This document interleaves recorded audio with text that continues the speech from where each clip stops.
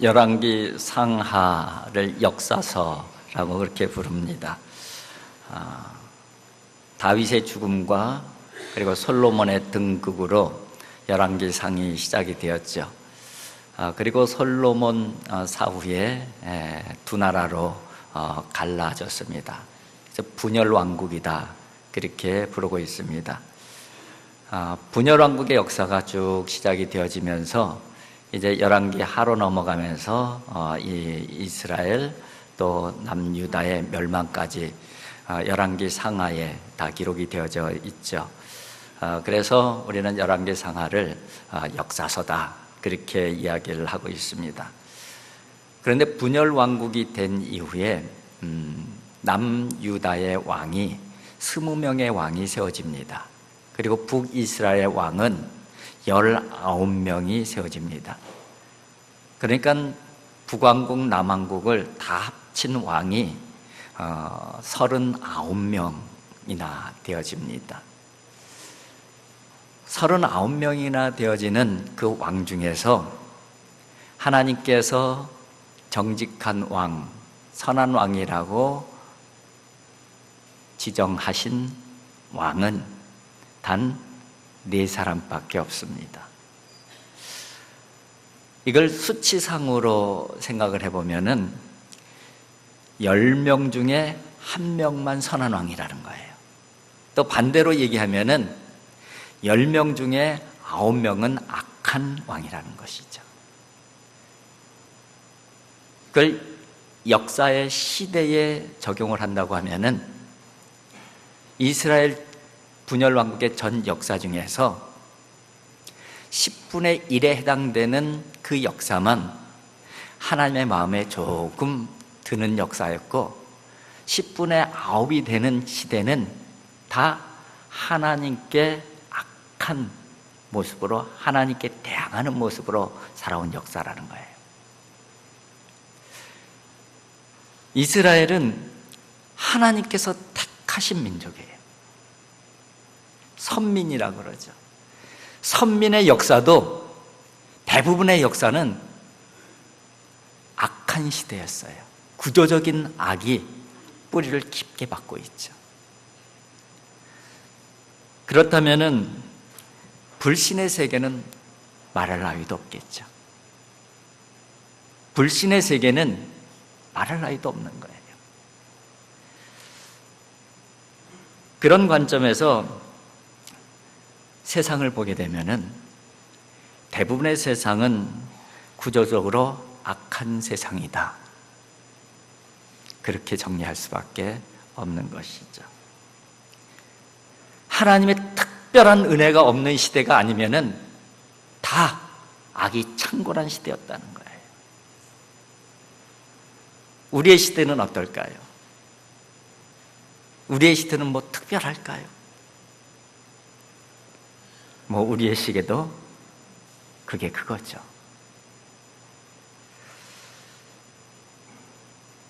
이런 생각을 해보면은 여러분들을 보면서 좀 애처로운 마음이랄까? 그런 생각이 들기도 해요. 왜냐하면은 그래도 목회자들은 삶의 영역이 교회이고 신앙의 영역에 살잖아요. 물론 세상 가운데 같이 살지만은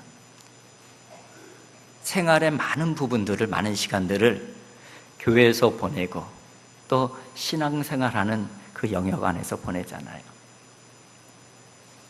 그럼에도 불구하고 영적으로 바로 살기가 참 힘든데 악한 세상의 최전선에서 여러분들은 살고 있는 거잖아요. 그러면 얼마나 더 힘들까? 그러면서 그런 생각까지 들었어요.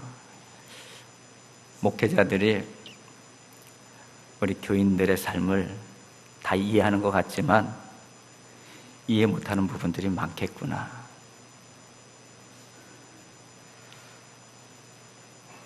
여러분, 그리스도인이라고 우리들은 얘기를 합니다. 이 세상 가운데 살아가는 그리스도인이 도대체 누구입니까? 어떤 사람입니까? 이 세상이 구조적인 악이 가득 차도 그 안에서 믿음으로 살려고 몸부림치는 사람, 그런 사람을 그리스도인이라고 지칭해도 틀린 말은 아닐 거예요. 정말 악이 만연된 그런 삶의 자리에 살면서도 악을 따라가지 아니하고 선을 따라가려고 몸부림치는 사람, 그 사람들을 그리스도인이라고 하면은 맞지 않겠습니까?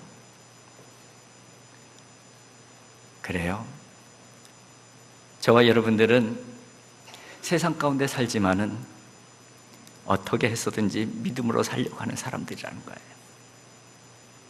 악이 만연된 세상의 한 중심에 살고 있지만은 악에 동화되지 아니하고 어떻게 해서든 하나님의 선을 택하고 그 길을 걸어가려고 몸부림치는 사람들이 바로 저와 여러분인 줄 믿습니다.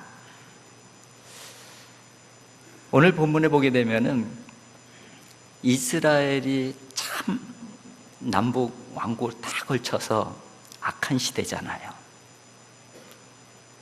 그런데 그 악한 시대 중에서도 제일 악한 시대가 아합의 시대예요. 아합에 대해서 열왕기상 16장에는 이렇게 표현하고 있어요. 그는 이전에 이스라엘의 모든 왕보다 심히 이스라엘 하나님 여호와를 노하게 하였더라. 또 이렇게 표현도 되어 있어요. 그의 이전의 모든 사람보다 여호와 보시기에 악을 더욱 행하여. 그러니까 아합은 이전에 어떤 왕보다 더 많은 악을 행한 왕이고, 이전에 어떤 왕보다 하나님을 분노하게 만든 왕이 아합 왕이라는 거예요. 그러면 그 아합 왕이 다스리는 시대는 어떤 시대보다 더 악한 시대임이 분명하잖아요. 그런데 그 악한 시대에 하나님께서 그 악한 시대에 살고 있는 두 사람을 오늘 본문에 소개를 하고 있어요. 그 한 사람이 엘리야이고 또 한 사람이 오바댜라고 하는 사람이에요. 오바댜는 오바댜 선지자하고는 다른 사람이에요. 엘리야를 한번 먼저 생각을 해보면은 엘리야는 정말 불같은 사람이에요.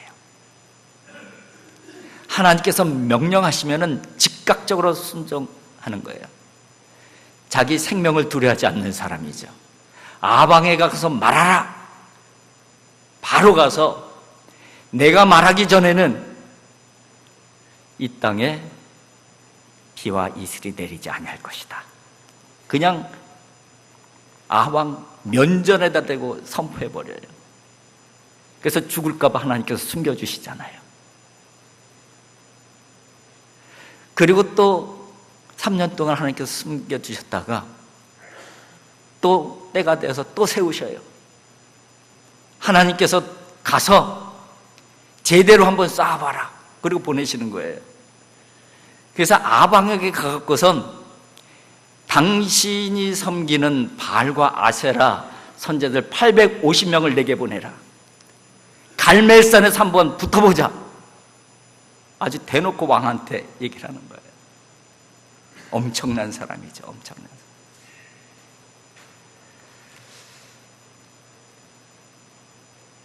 어떻게 이런 믿음을 가지고 살 수 있을까? 이 악한 시대에서. 오늘 본문에 보게 되면은 이렇게 시작을 합니다. 1절인데 1절을 한번 같이 읽어봤으면 좋겠습니다. 1절입니다. 많은 날이 지나고 제3년에 여호와의 말씀이 엘리야에게 임하여 이르시되 너는 가서 아합에게 보이라. 내가 비를 지면에 내리라. 하나님께서 사르밧 과부에게 3년간 숨어있게 하셨어요. 오늘 본문에 보게 되면 많은 날이 지나고 제3년에 많은 날 동안에 하나님께서 숨겨주셨어요.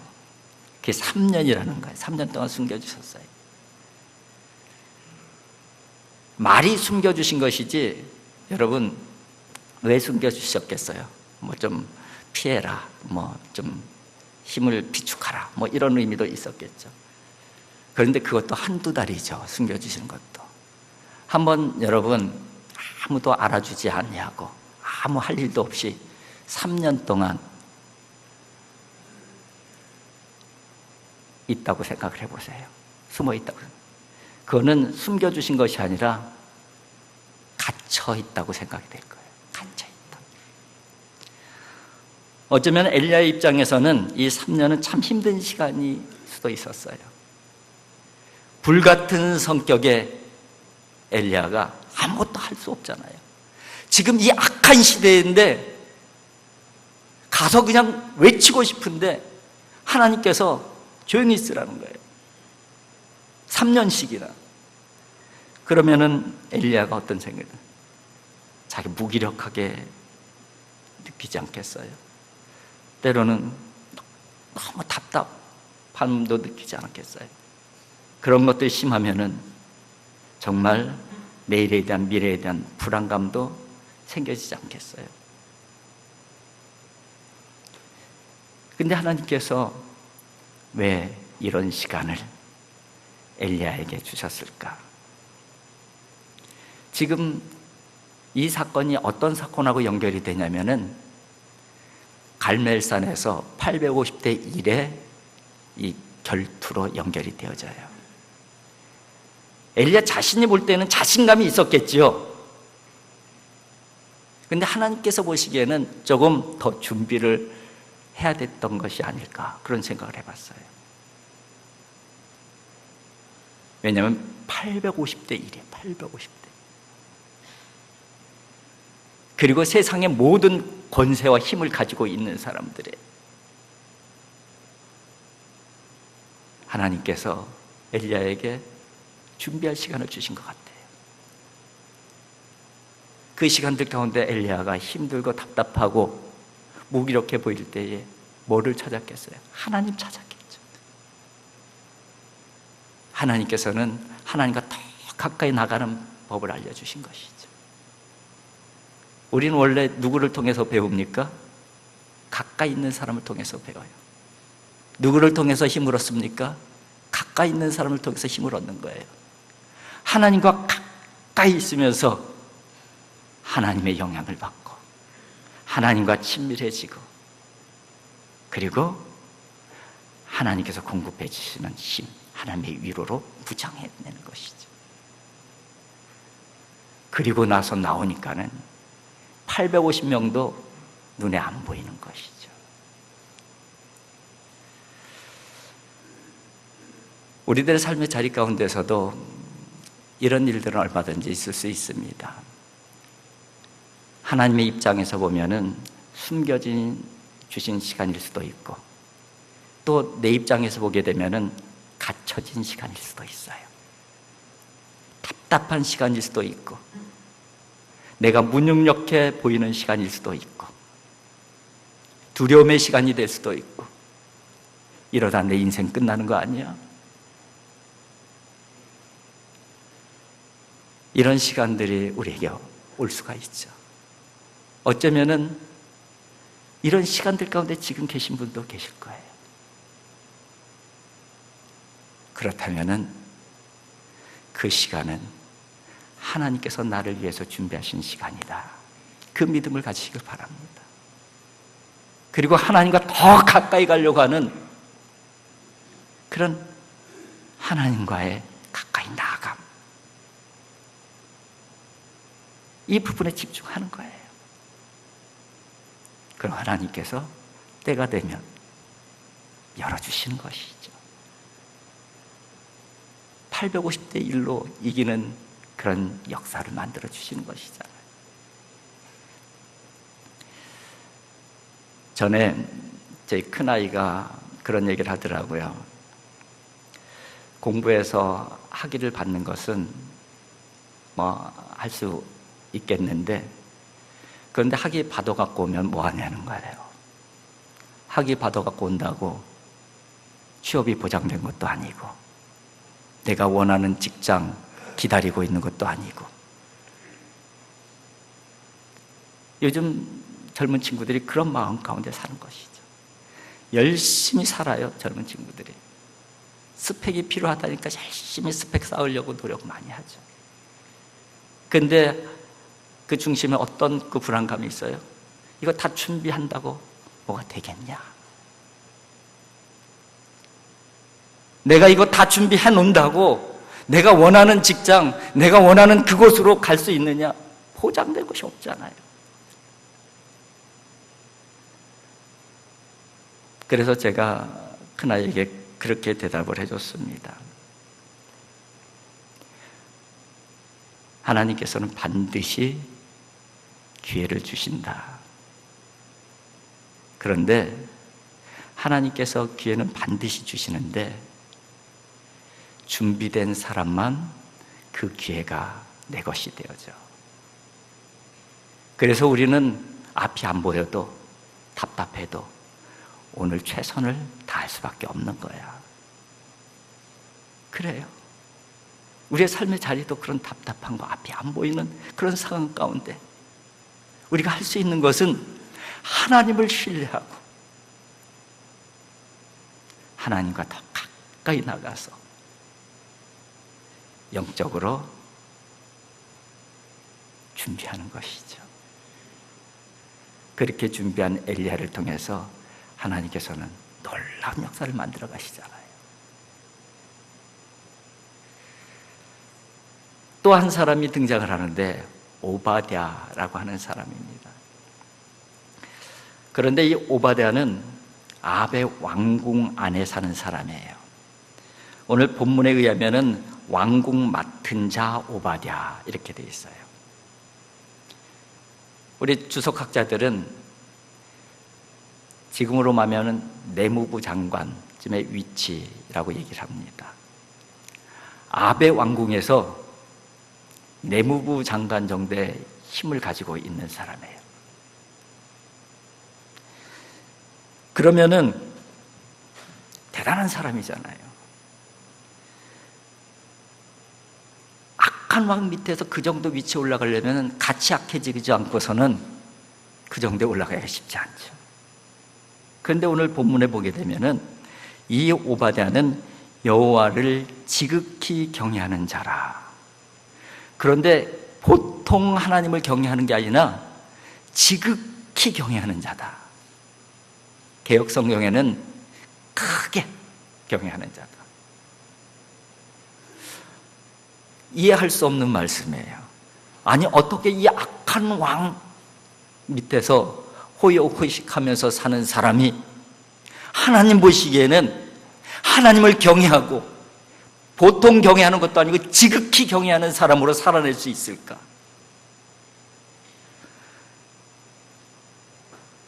생각해 보세요. 악한 왕 밑에서 있으면은 왕이 악한 일을 할 때 어떻게 안 도울 수가 있겠어요? 상식적으로. 바알과 아세라를 섬기고 있었어요. 이세벨은 신봉자예요. 그런 상황 가운데서 바알과 아세라 산당에 가서 어떻게 그 앞에서 절하지 않을 수 있었을까? 참 수수께끼 같은. 그런데도 하나님께서는 지극히 나를 경외하는 자다. 그리고 또 이 악한 왕이라도 그 악한 왕에게 신뢰를 받으려면은 실력이 있어야 되잖아요. 흠 잡히는 게 있어서는 안 돼요. 법적으로나 도덕적으로나 흠 잡히면 안 되잖아요. 그 악한 왕이 조금이라도 흠이 잡히면은 그렇게 높이 세우겠어요?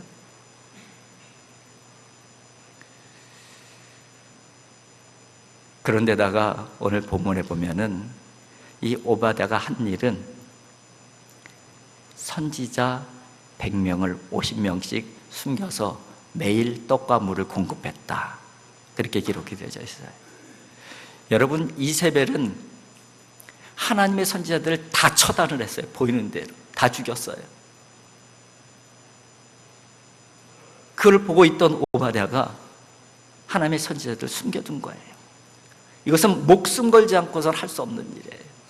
발각이 되는 그 순간 하나님의 선지자들과 동시에 다 그 자리에서 즉결 처분되는 그런 상황이에요.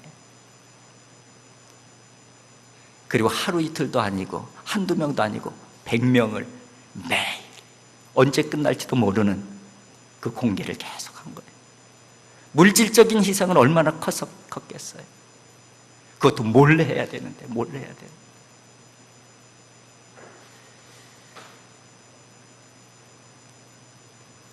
하나님께서 이 오바댜를 통해서 우리에게 뭐를 보여주시는 것일까요? 아무리 악한 시대라 할지라도 하나님을 경외하면서 살 수 있다는 것을 보여주시는 거예요. 아무리 악이 창궐하고 있다 할지라도 그 속에서 하나님의 일을 할 수 있다는 거예요. 남들은 알아두지 못해요. 왜? 몰래 해야 되기 때문에. 아마 다른 사람들은 그렇게 비난할 수도 있어요. 아베 왕궁에서 권력에 빌붙어서 잘 먹고 잘 산다. 너 하나님께 벌 받을 거야. 그렇게 비난받지 않았겠어요. 그런데 남들은 안 알아주지만 그 속에서 믿음을 지키면서 하나님께서 내게 원하시는 일들을 목숨 내걸고 한 사람이 오바댜라는 사람인 것이.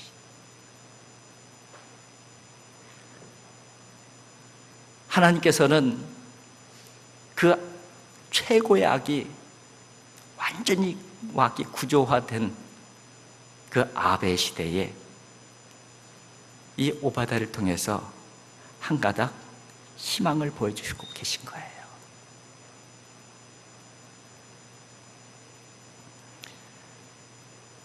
이 오바댜가 왕에게, 아방에게 인정받고 또 거기에서 하나님의 믿음을 잃어버리지 아니하고 하나님의 일을 한다는 것은 그냥 되어지는 일은 아니겠죠.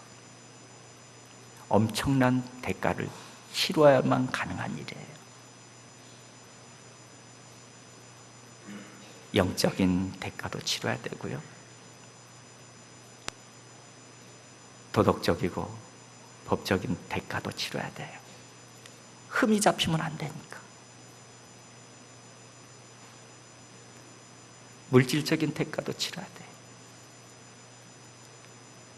그렇게 엄청난 대가를 치르고 그 악한 세상에서 여호와를 지극히 경외하는 사람으로 살아낸 사람, 그 사람이 바로 오바댜라는 사람인 것이죠.